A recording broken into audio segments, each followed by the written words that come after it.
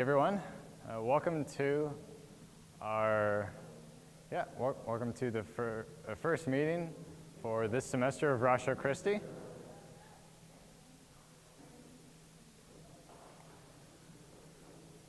So for those who don't know me, my name is Matthew Romer. I'm the student president of Ratio Christi. So hi, I'm an electrical engineering major and doing my master's degree. So a few announcements before we get started. So we're currently meeting in Lutheran Chapel. This is not the location that we'll be doing for the rest of the semester. This is just for this week. So for the rest of the semester, we'll be meeting at Adam's house at 7:30. And if you need a ride, we'll be leaving the Union at the south doors at 7. And if you want to join us for food, we will be there at 6, so feel free to join us for that. And also, if you're new here and want to stay connected with us and receive our emails, there should be a sign-up list out on the table over there. Feel free to put your contact information there. And without further ado, I will give it up for Wesley.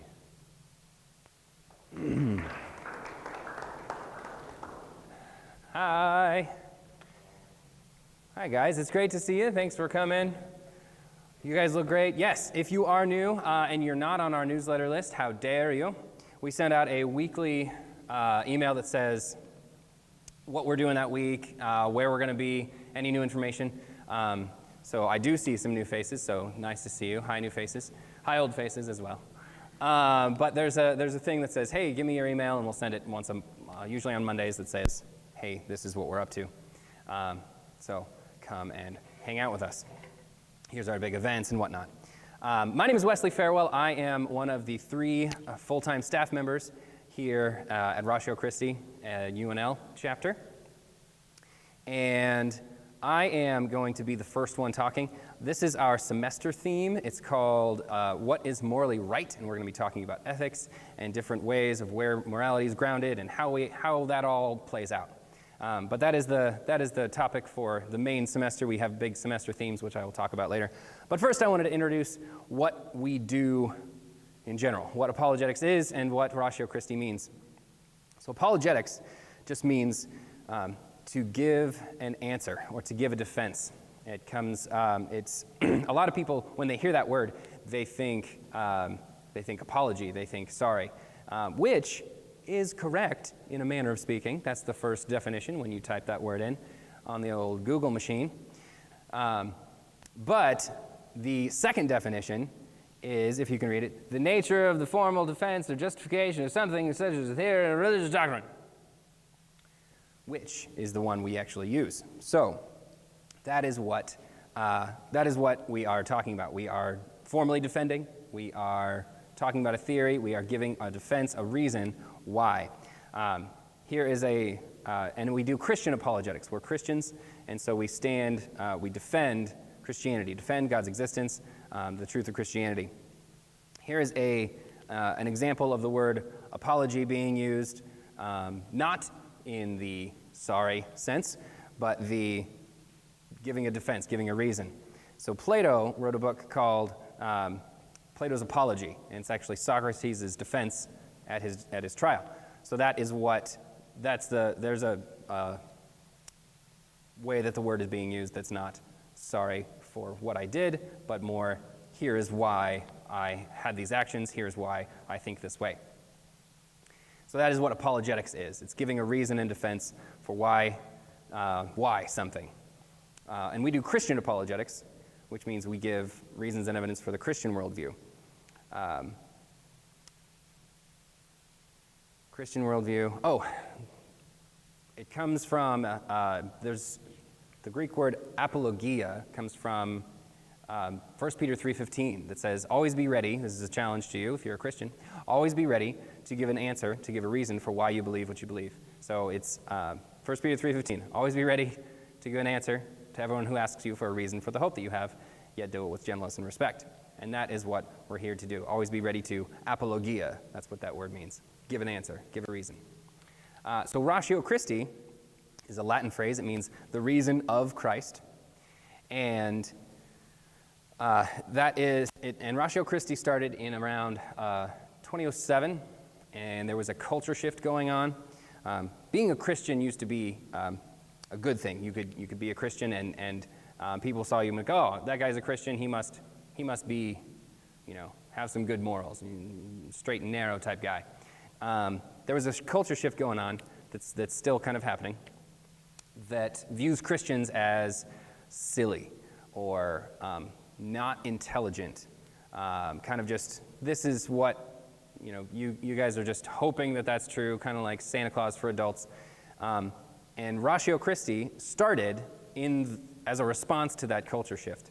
So that's what Ratio Christi is founded to defend. They're like, no, there's reasons why we believe this. There's reasons why God exists. There's reasons why we believe Christianity is true. Yeah, I'm sure people just hold on to it because they like it, but there's also good reasons for it.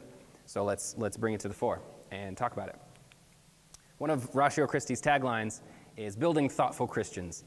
And that is what we're here to do at the university, is to engage non-Christians with the questions that they have, and to build up Christians to confirm and affirm their faith in Christ. Transforming lives on campus today, changing culture tomorrow. That's another one of our taglines. Because the university is supposed to be a place where ideas mix and fight and discuss, and we can openly have these discussions. And so that's why Ratio Christi exists, is to bring these discussions, put them in people's faces and say, hey, let's talk about this. Let's see where the evidence leads, because I'd like to follow that. Another reason why Ratio Christi is really important is because there's been some studies that are cited at the bottom there that says about half, if not 3/4 of students walk away from their faith once they reach college.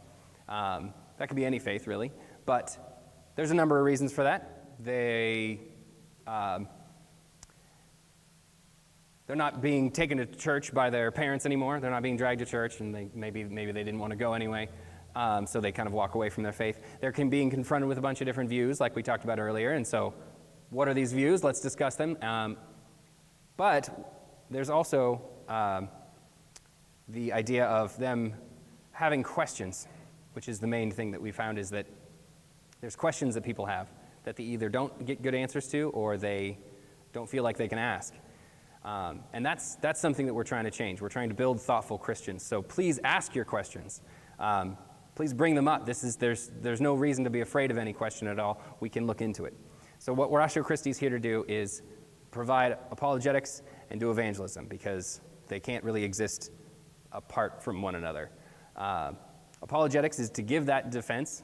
College students are well thought and thinking through some things, and so we're here to answer their biggest questions, all in defense of the gospel, all in defense of the truth, which is in Jesus. So that is why we are standing on the gospel, defending what God's existence and the truth of Christianity. So that is what we're here to do. This is a sampling of what we've been doing these past couple semesters. So some of those are semester themes. A couple of them are main talks that we gave or had. So we talked about truth. We talked about God's existence. We talked about who Jesus is. We talked about, is the Bible true? Which we'll have a few of our officers and members go over some of these topics here in a moment. But this next semester, we are doing what is morally right and getting into ethics. So that is what Ratio Christi means, the reason of Christ. Apologetics is here to give an answer for why we believe what we believe, or you're supposed to be an apologist. You can be a different apologist. You can be a Muslim apologist or a atheist apologist. It just means giving a reason. We are Christian apologists defending the gospel. So that is my time. I'm going to hand it back over to our president, Matt, and he is going to come up and talk about what he's going to talk about. Matt? Thank you, Wesley. So about 3 semesters ago, our topic for that semester was, does God exist? And what I'm doing now is summarizing three of the arguments for a theistic God, just to give you kind of an overview of what that semester entailed.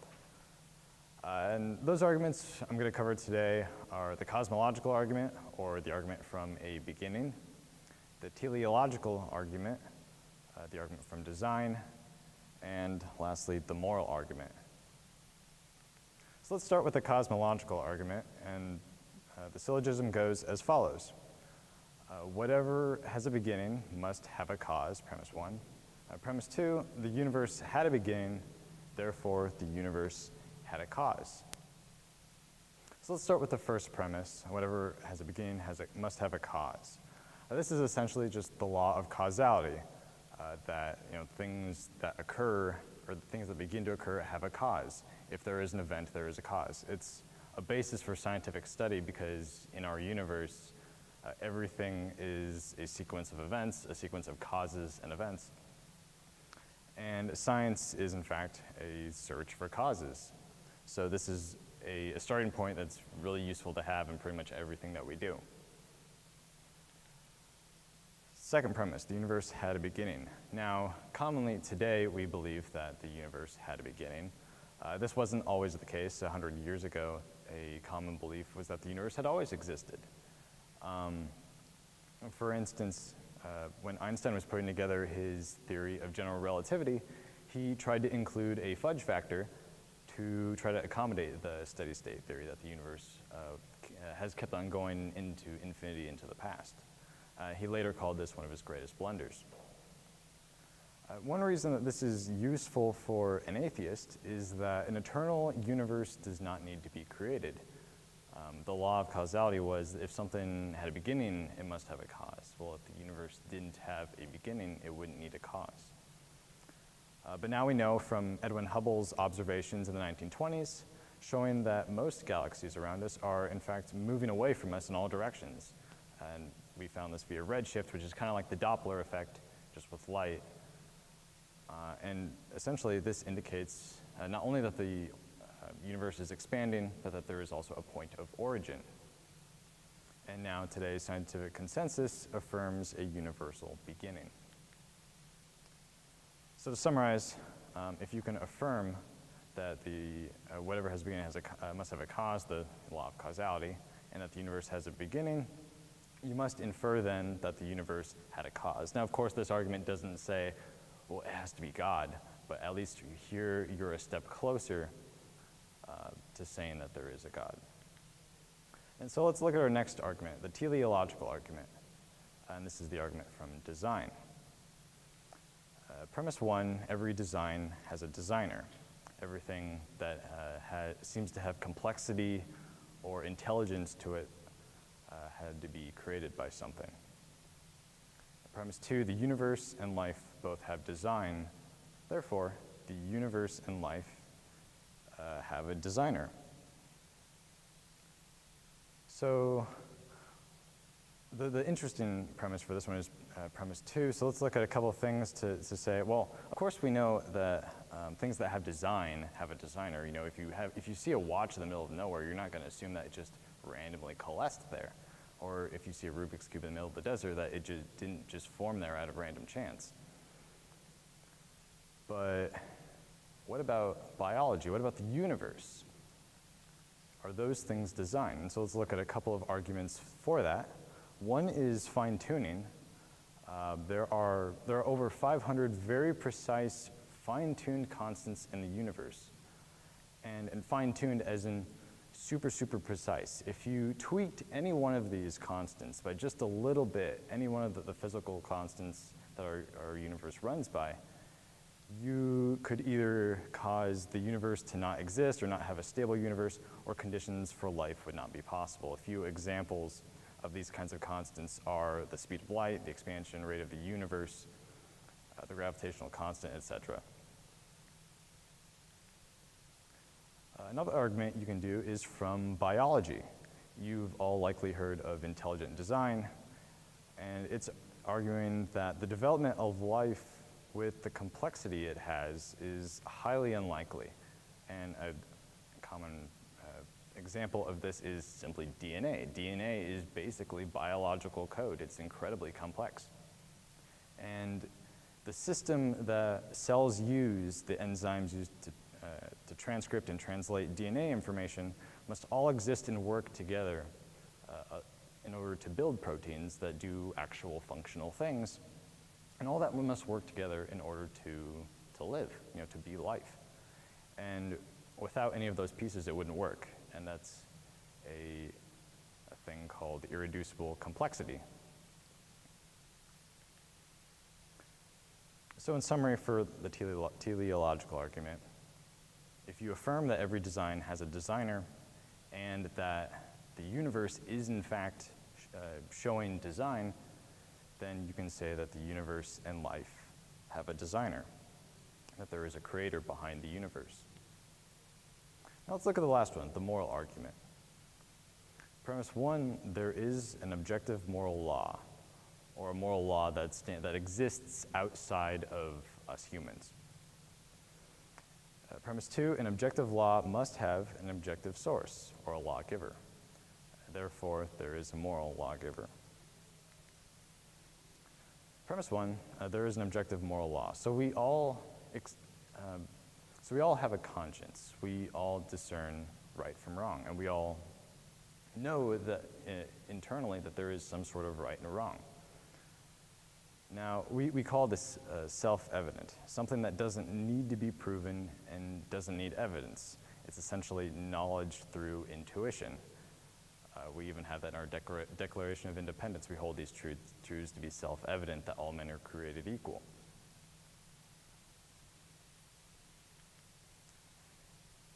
So we act as if there's an objective moral law, but if there wasn't, if objective moral law did not exist, then in fact all of those things that we abhor, for instance, murder, rape, terrorism, racism, are not ultimately wrong outside of humanity.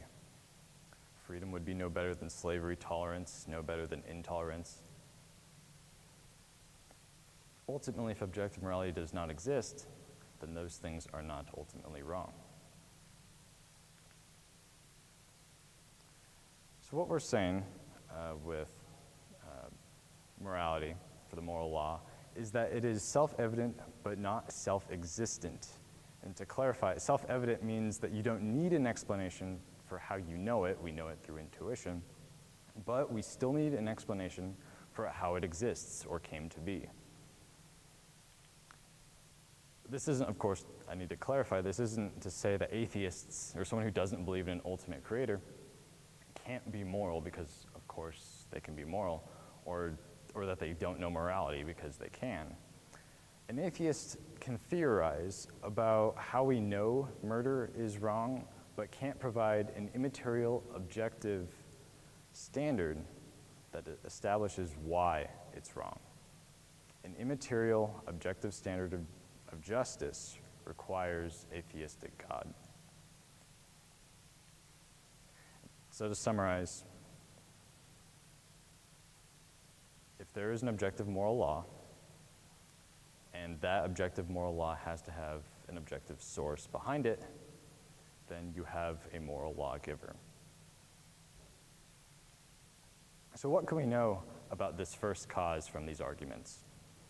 Well, let's look. From the cosmological argument, we have an immaterial and timeless and spaceless cause. And I say that because it has to be outside of the universe that it created. And it also has to be powerful to create said universe. From the teleological argument, we find a being that is extremely intelligent. It put together the code that is our DNA and essentially fine-tuned our universe for life. And from the moral argument, we find a source of absolute morality, and we can conclude that this cause, if it is the source of morality, is a perfect representation of that morality. So in other words, it's absolutely morally perfect. And because we have this intuition of a conscience of right and wrong in all of us, we can infer that this being is also personal. And those are the three arguments for a theistic God. Next, I will turn it over to Will Johnson for his segment.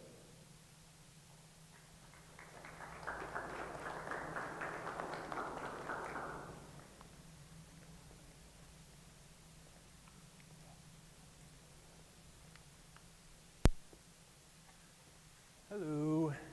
Can I grab oh, you left it up here. Sweet.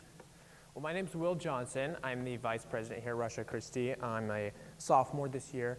And tonight I was given the task of giving a defense for the existence of a biblical Jesus Christ, one that rose from the dead.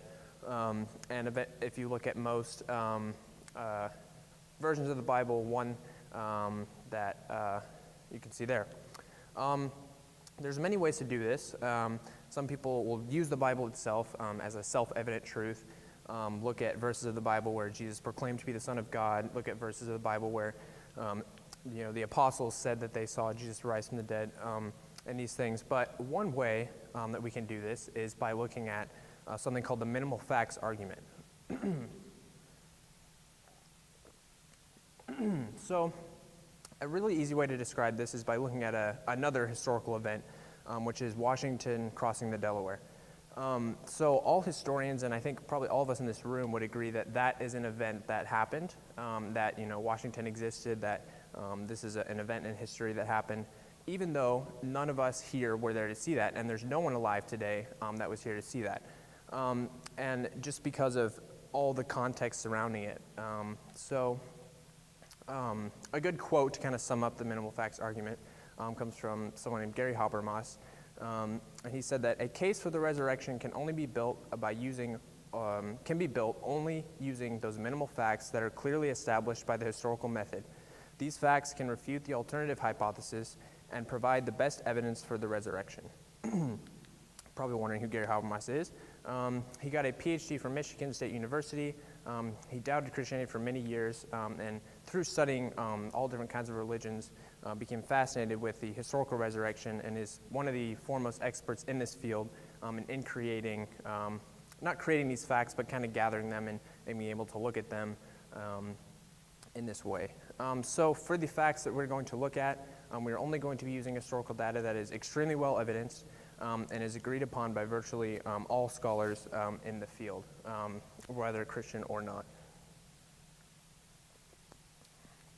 So we can go ahead and get started. And for the first fact, most all historians agree that Jesus died by crucifixion. This is important because oftentimes people can make the claim that, oh, Jesus didn't really die by crucifixion, it was by a different method. And this would disprove the Jesus of the Bible because it is very clear in many parts of the Bible that he did die by crucifixion. It's a pretty crucial fact. Second one, Jesus was buried. This is important because the Bible says that he was buried for 3 days and rose from the dead. If he wasn't buried, that would be contradictory. Next one. Initially, the disciples were in despair. This is a really important one because the disciples initially thought that Jesus was actually dead and did not believe that he was going to rise from the dead again. It is often, people who doubt Christianity often use an explanation that the disciples were kind of in on this scheme and wanted to make it look like, Jesus died, but that didn't actually happen.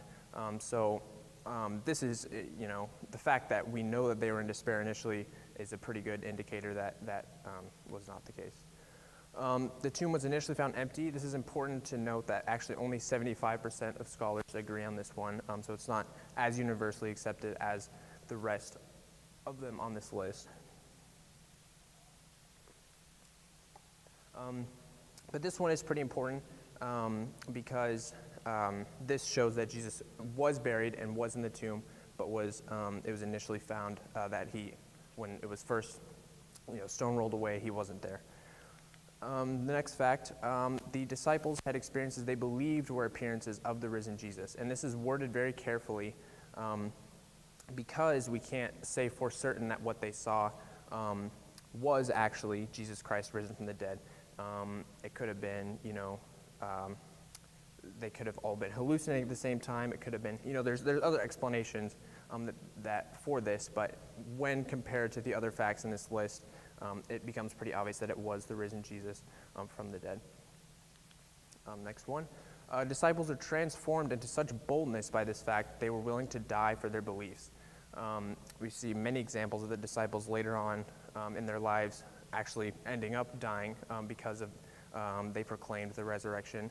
And this is a really important one too, which is a whole other thing. But the fact that they were so transformed by this and something that they believed in so firmly that they were willing to die for it is a pretty big deal and really proves that at least their belief in what they saw was very strong. Next fact, the resurrection was preached early in Jerusalem. Oftentimes people will try to say that Christianity was started much later after the resurrection and that it was, because then, over time, things can be added. So the earlier accounts of things and the earlier something is preached as to when it happened, the more likely it is that it is true. Next one, the day of worship was moved to Sunday. So this was such a big event in the culture at the time that the day of worship was moved. Paul was radically converted from an experience he believed to be an appearance of the risen Jesus. This is kind of similar to the disciples, but the fact that this is Paul, someone who wasn't with Jesus day to day, someone who, if this was a hoax, wouldn't have been less likely that he would have been in on it. So this is a pretty important one. And finally, that James, the brother of Jesus, was converted from doubt to belief. So even someone who grew up with Jesus, someone in his own life who doubted him because of the resurrection, was converted from doubt to belief. So when looking at all these facts together, one at a time, they may be, slightly convincing of something. Okay, so Jesus was buried. Okay, so his brother was converted from doubt to belief. But I think what's really cool is when you look at all these together and things that, a reminder that almost all scholars accept these as things that actually happened separately. I think it's just really cool when you sit down and look at them all together. It provides a picture of a man who died and was resurrected and was buried, and 3 days later came back and radically transformed many people's lives, which is very similar to the Jesus that we read about in the Bible. So I just think it's a pretty neat argument there. So, but that's about all I have, so I will pass it on to Joel.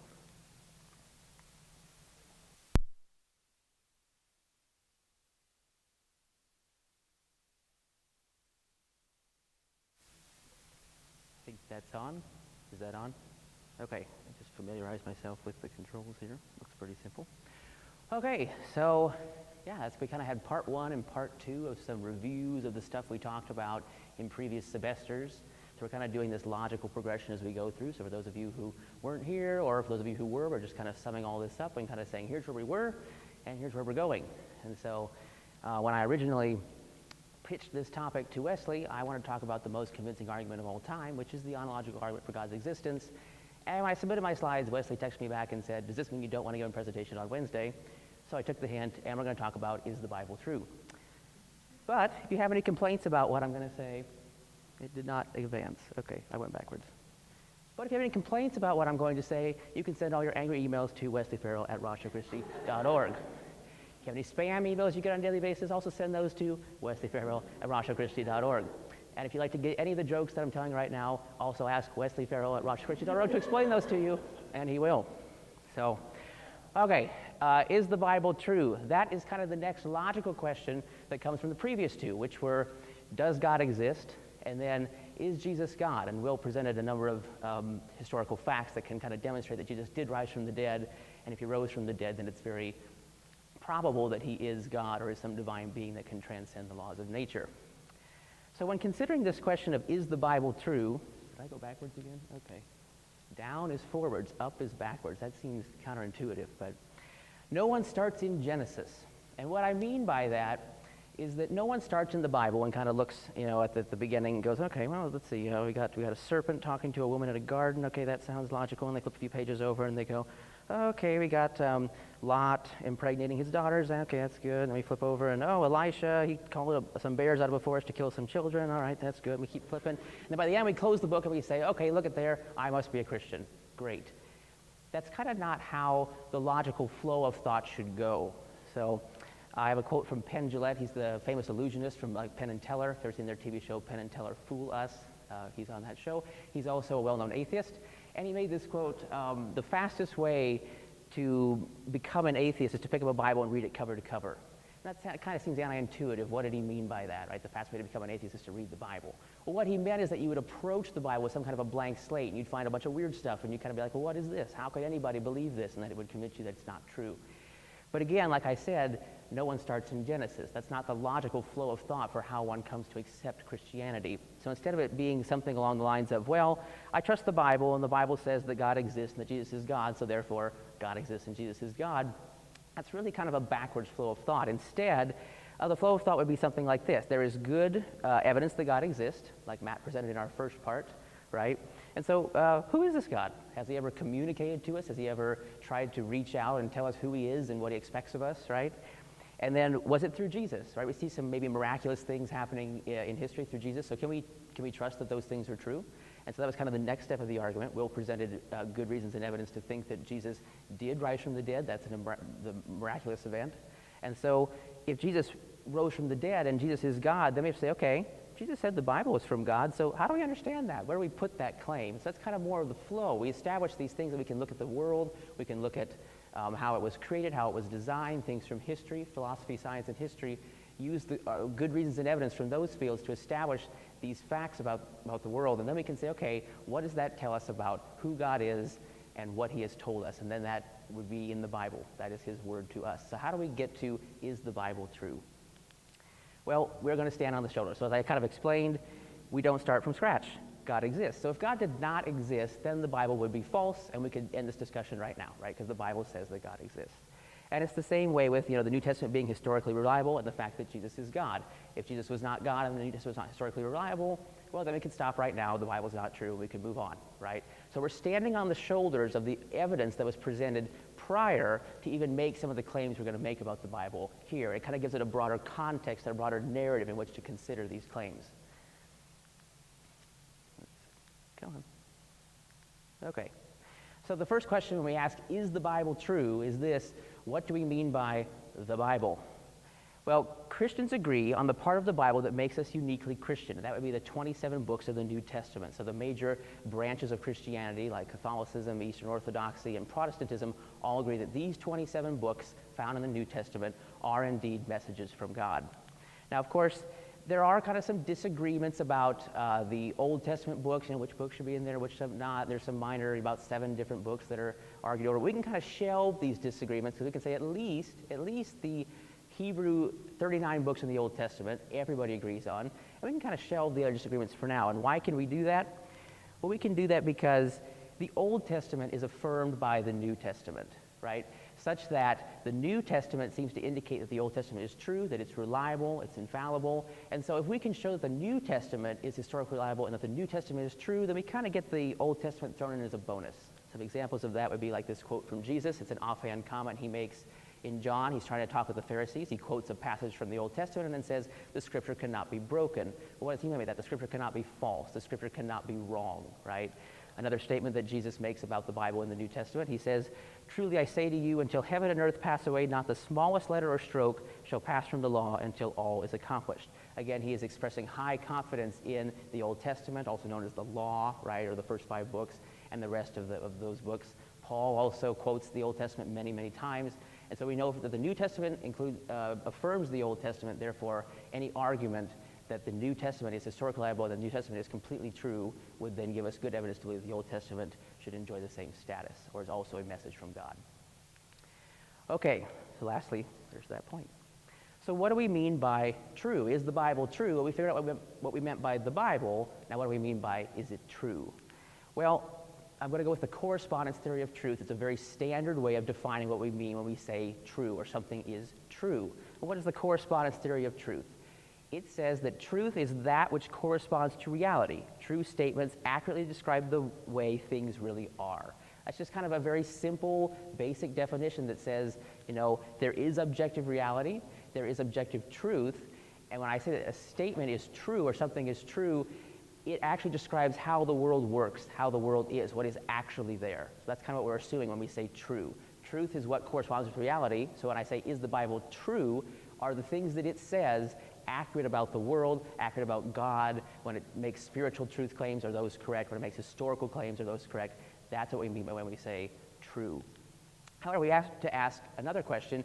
In what sense do we mean true? And here's what I mean. Is a parable true? Like Jesus told many parables, like the parable of the Good Samaritan. Are those true? Was there really a Good Samaritan? Yeah. Did the trees in Psalms clap their hands? Or did Ezekiel eat a scroll? Or is the Bible literal? You'll hear that word thrown around. And we kind of have to ask what we mean by that. And so what do we mean by that? Well, we mean the Bible is to be understood and interpreted in the way its authors intended. So obviously, when Jesus gave the parable of the Good Samaritan, he wasn't saying literally there was a Samaritan who lived at one point in history and did these things. No, he was telling a story, a fictional story, to prove a point. And he very clearly meant that, right? There's other times, metaphors are used in the Psalms, but there's other times the Bible is communicating actual history. And so when we talk about, is the Bible true, we want to understand that in what sense did its authors intend us to read it, and in that sense, it is true. Secondly, we have to ask, in what scope is the Bible true? There are differing opinions on this question, and what I mean by this is the following. So we can kind of look at a non-Christian perspective, which would be something like this. The Bible contains some true historical facts. Every scholar would admit that. There's some true things in there, right? But a non-Christian might say it gets major things wrong. There's a lot of mistakes, a lot of the miracles that didn't happen, right? An example of this viewpoint would be something like Bart Ehrman, scholar at University of North Carolina, Chapel Hill. However, there's two Christian perspectives we kind of have to know that exist and what the differences are. So the first one would be something like this. The Bible is historically reliable for the major events and teaches true spiritual principles, but it might not be correct down to every jot and tittle of the pen, right? As a phrase for saying all details. As an example, C.S. Lewis would have held a view similar to this. And then there's another view kind of moving further along that continuum where we say the Bible is completely correct in all details. It contains no errors.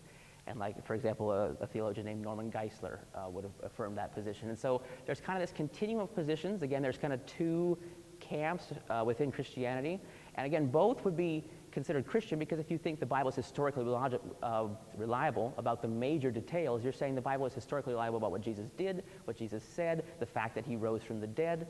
And so you're still within the realm of Christianity if you admit that, right? And you admit that it's right about the biggest event of all, that Jesus rose from the dead, as Will tried to show in his previous part. But then there's another sense in which the Bible is God's word, and so it's completely correct in all details. And so, for example, I would affirm that, and so would Christi as a ministry would affirm that last position on the spectrum. So we're going to look at two different arguments for why the Bible is true. And these arguments are mostly, again, review from last semester. We went into much depth and detail concerning these different premises. So this is kind of a broad flyover, quick overview. If you want to go into any more detail, you can go to our YouTube channel. There's every lecture from last semester is there. You can kind of dive deeper. We just don't have the time to review all the historical facts and evidence that we presented during the semester last year. So Adam, I kind of used Adam's formulation of these arguments. So if you have any questions about these arguments, then you can email Wesley Farrell at rochellechristi.org, and he'll send your questions to Adam. So. All right, this is what I'm calling the deductive argument that the Bible is true. So premise one, God exists. And I'm going to say that Matt already kind of gave the evidence for that to establish that premise. Premise number two, God can only tell the truth. Not going to defend this one too much, but it's kind of obvious, right? Kind of intuitive. If God did exist and he was all powerful and all good, he probably can only tell the truth. We've got to kind of let that stand as assumed. Jesus is God. Will did a good job of presenting the evidence that underlies, or some of the evidence that underlines this assumption, or that's this premise in our argument. So we don't have to assume it. We can rely on good evidence.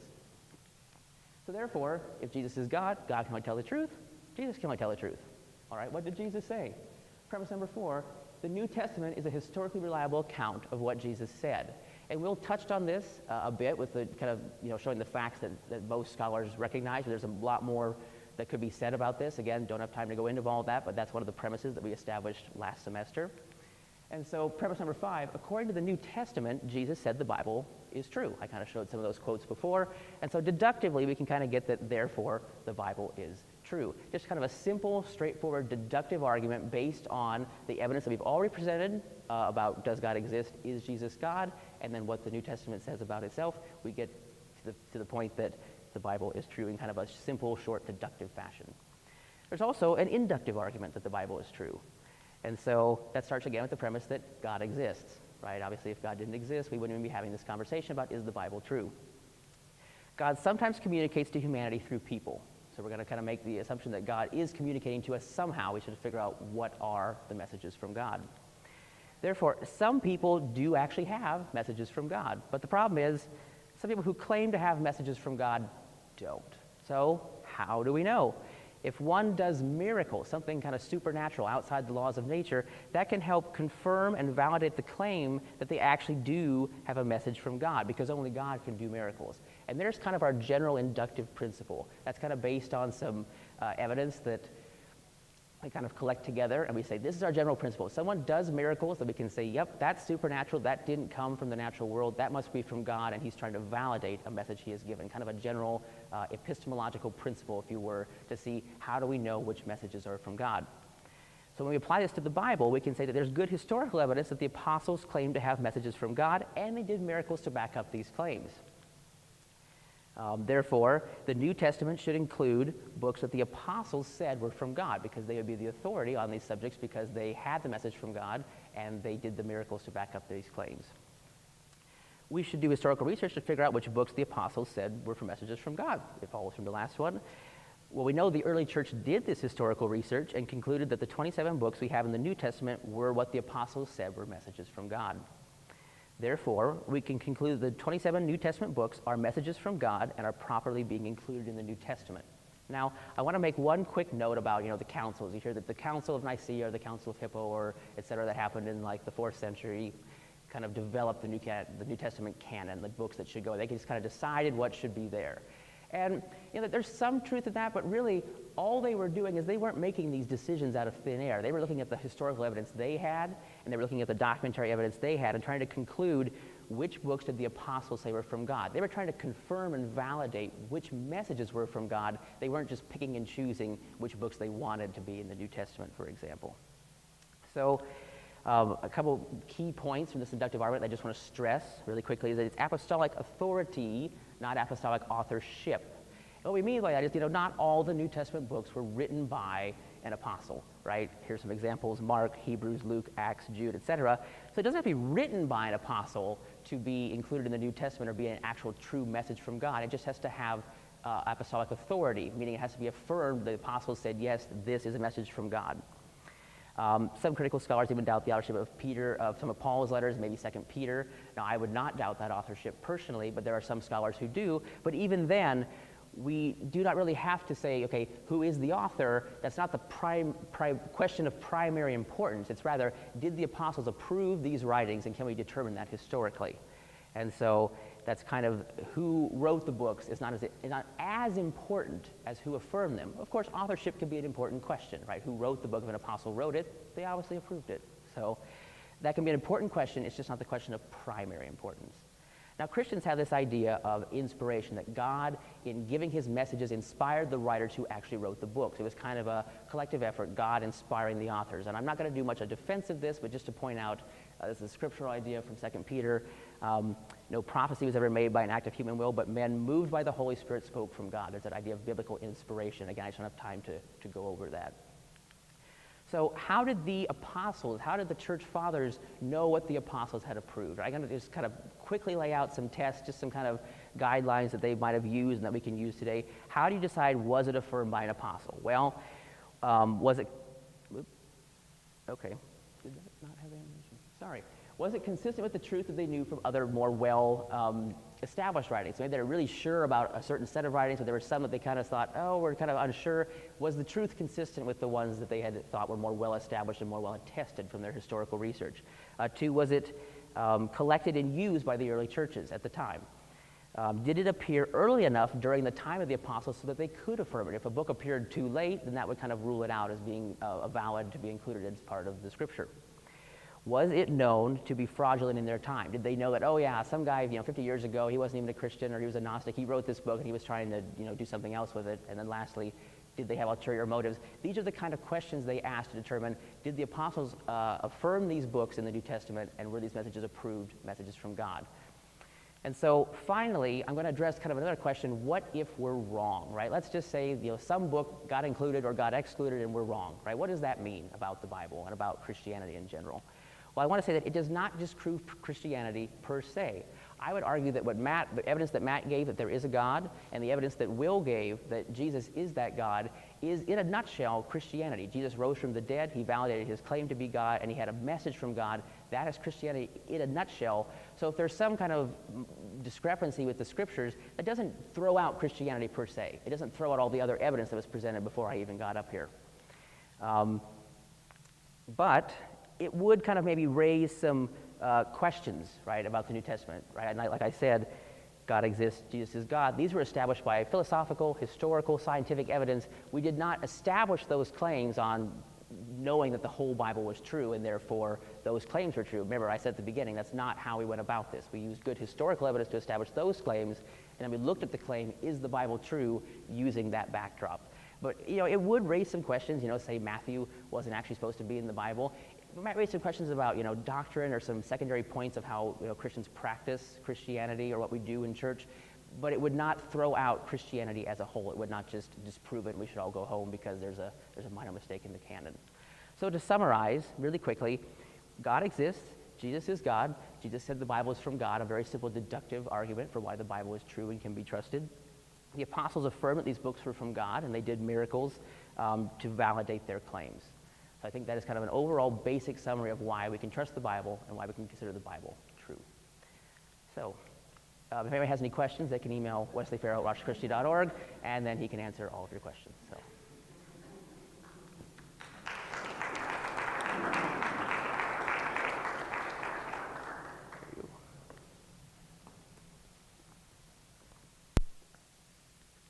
So you said down is forward. Yes. How odd. Well, I can't tell you how encouraging it is to see the students present this material. As somebody who's been teaching this stuff for, decades at this point, it's so encouraging to see the students willing and able to present this stuff, present these good reasons and evidence to believe that Christianity is true. So great job, students. I'm very proud of you for doing that. It can be very unnerving to stand up in front of your peers and talk about anything, much less these things. So good job. One thing that we like to do at Rochelle Christi is give you guys some time to discuss among yourselves some of these issues. So do that right now. If you don't have a table, find a table, or maybe there's enough of you to start a new table over here. And I want to give you guys a question to chat about for just a few minutes.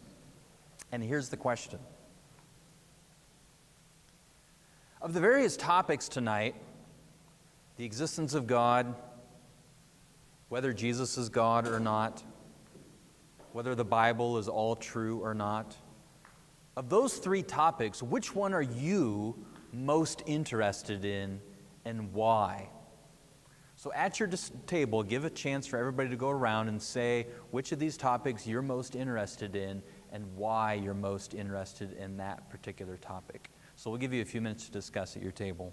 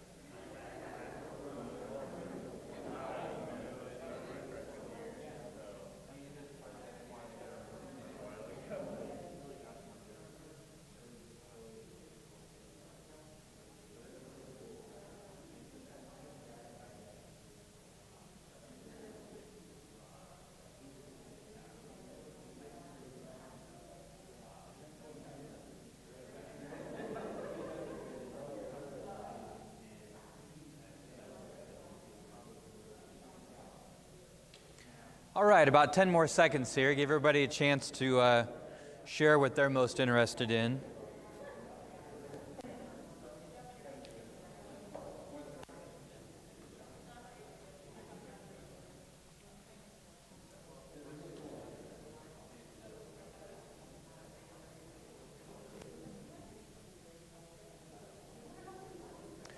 All right, well, the last thing we're going to do tonight, I want to introduce to you guys our theme for the semester.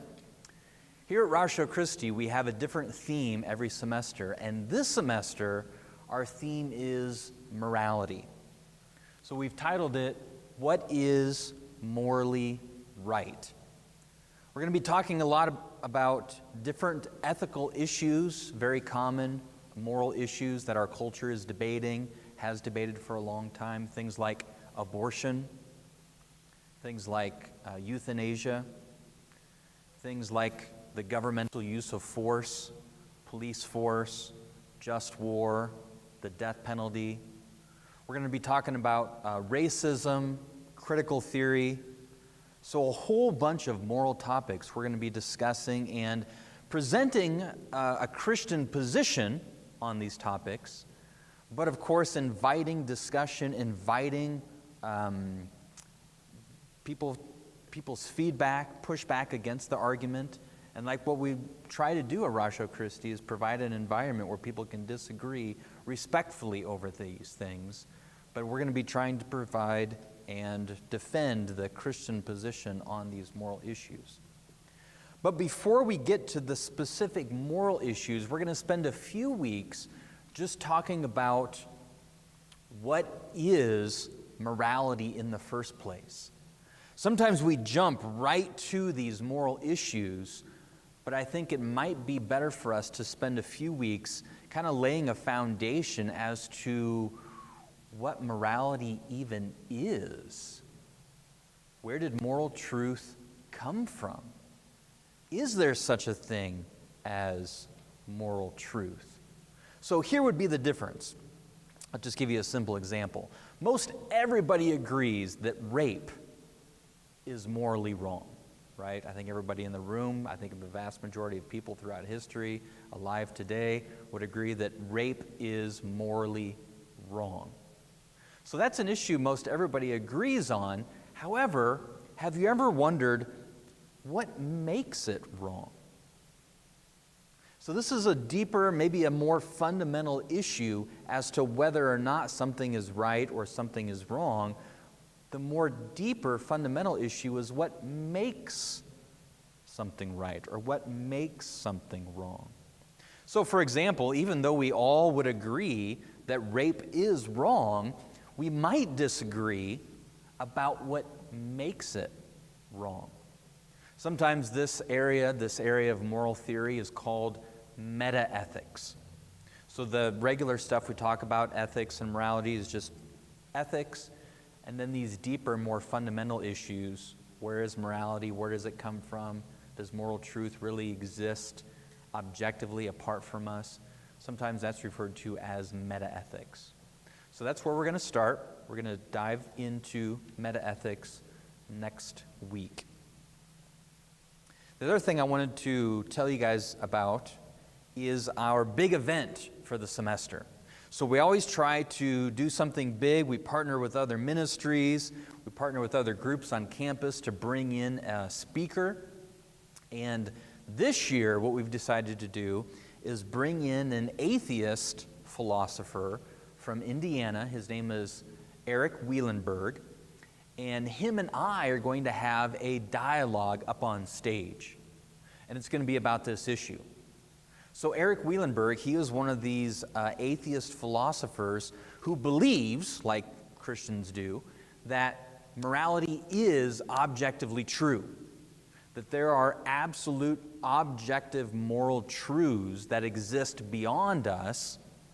But as an atheist, he doesn't think that God is necessary for those things. Whereas, of course, I will be arguing that God is the best explanation of those objective moral truths. So very excited. Eric and I would consider him a good friend at this point. Him and I have done several things together. We've had many, many meals together, just one-on-one at various conferences around the country, talk on the phone and email, and super nice guy. I think you guys will really enjoy him. And we're going to bring him here to the university. We've got a $2,000 grant from the university that's paying for everything. We're partnering with other campus ministries. I think there's a list here at the bottom of the other campus ministries, as well as the philosophy club here at UNL, because Eric is a professional academic philosophy professor, so they wanted to be a part of this as well. So very excited. The details are here on the board. It's September 27th on a Sunday night here in the Union. Now, if you want to dive more into this topic, I have a resource that I'd like to recommend. This is a book that Eric Wielenberg and I put together along with William Lane Craig that discusses this very issue. So if you want to get prepared for the event, if you want to dive in even deeper, even just the meta-ethics that we're going to be talking about the next few weeks, but again, especially for the event in September, you can buy this. It's on Amazon now, A Debate on God and Morality. And I have a few copies here with me tonight. I'll give you a discount if you want to buy them from me. But you can get them on Amazon. You can get them anywhere online now. And that might be a good resource for you. The other resource that I'd recommend is just a free little booklet here that we always have on our Ratio Christi table. And you can pick them up there in the table in the middle of the room. But this little booklet, especially if all of this stuff is new to you tonight. Maybe you've never heard of apologetics, and you had a hard time just following all these details and arguments.